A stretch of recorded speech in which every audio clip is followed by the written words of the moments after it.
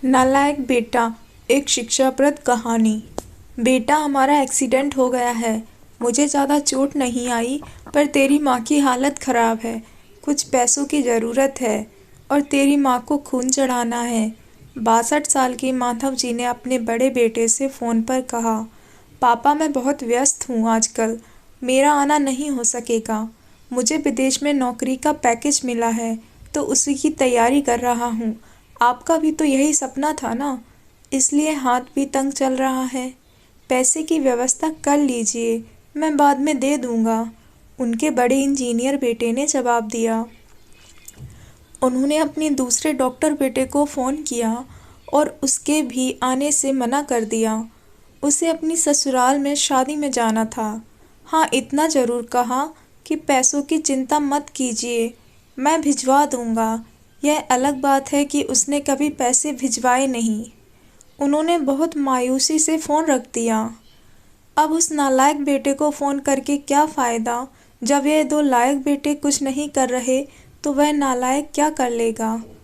उन्होंने सोचा और बोझिल कदमों से अस्पताल में पत्नी के पास पहुँचे और ढेर हो गए। पुरानी बातें याद आने लगीं। माधवराव जी स्कूल में शिक्षक थे। उनके 3 बेटे और एक बेटी थी। बड़ा बेटा इंजीनियर और मंझला डॉक्टर था। दोनों की शादी बड़े घरानों में हुई थी। दोनों अपनी पत्नियों के साथ अलग अलग शहरों में रहते थे। बेटी की शादी भी उन्होंने खूब धूमधाम से की थी। सबसे छोटा बेटा पढ़ाई में ध्यान नहीं लगा पाया था। 11वीं के बाद उसने पढ़ाई छोड़ दी और घर में ही रहने लगा। कहता था, मुझे नौकरी नहीं करनी, अपने माता पिता की सेवा करनी है। पर मास्टर साहब उससे बहुत नाराज़ रहते थे। उन्होंने उसका नाम नालायक रख दिया। दोनों बड़े बेटे पिता के आज्ञाकारी थे। वह गलत बात पर उससे भी बहस कर बैठता था, इसलिए माधव जी उसे पसंद नहीं करते थे।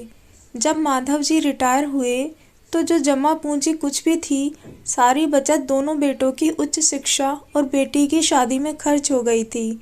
शहर में एक घर, थोड़ी ज़मीन और गांव में थोड़ी ज़मीन थी। घर का खर्च उनके पेंशन से चल रहा था। माधव जी को जब लगा कि उनका छोटा बेटा सुधरने वाला नहीं है, तो उन्होंने बंटवारा कर दिया और उसके हिस्से की ज़मीन उसे देकर उसे गांव में ही रहने भेज दिया। हालांकि वह जाना नहीं चाहता था, पर पिता के जिद के आगे झुक गया और गांव में ही झोपड़ी बनाकर रहने लगा। माधव जी सबसे अपने दोनों होनहार और लायक बेटों की बड़ाई किया करते थे। उनका सीना गर्व से चौड़ा हो जाता था, पर उस नालायक का नाम भी नहीं लेते थे। 2 दिन पहले दोनों पति पत्नी का एक्सीडेंट हो गया था। वह अपनी पत्नी के साथ सरकारी स्कूल में भर्ती थे। डॉक्टर ने उनकी पत्नी को ऑपरेशन करने को कहा था। पापा पापा सुनकर तंद्रा टूटी तो देखा सामने वही नालायक खड़ा था। उन्होंने गुस्से से मुंह फेर लिया, पर उसके पापा के पैर छुए और रोते हुए बोला, पापा, आपने इस नालायक को क्यों नहीं बताया? पर मैंने भी तो आप लोगों पर जासूस छोड़ रखे थे, खबर मिलते ही भागा आया हूँ। पापा के विरोध के बावजूद उसने उनको एक बड़े अस्पताल में भर्ती कराया, माँ का ऑपरेशन कराया, अपना खून दिया, दिन रात उनकी सेवा में लगा रहता। फिर एक दिन वह गायब हो गया।